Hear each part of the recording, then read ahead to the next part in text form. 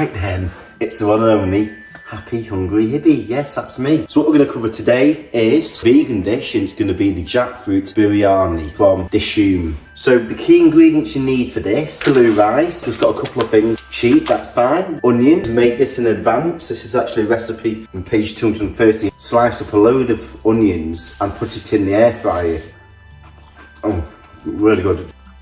Must keep for quite a while. It's a good way of just cooking off onions. We're going to need a lime, 150 grams of new potato, garlic. Now I've pureed some of this with oil, ginger and turmeric puree, which I've done in advance. I've also bought some fresh turmeric and pureed that as well. Some ground turmeric if you haven't got the fresh turmeric, hot chili powder, ground cumin and garam masala. Fresh coriander, 6 to 8 mint leaves. The key ingredient here, which I'm really excited about trying, and it is jackfruit. I had this out of a tin, which is very popular in Asia, but it's really taken off here because of its meaty texture. So what I'm going to do is I'm going to make the puree, and I'm going to marinate that, and I'm going to actually put this in the air fryer rather than frying it. I'm going to also use some sliced green chillies, rapeseed oil, which is sourced from Cheshire, which is local, sultanas, and that's going to be for the topping. I'm also going to make a nice saffron water, which is just going to be drizzled over the top.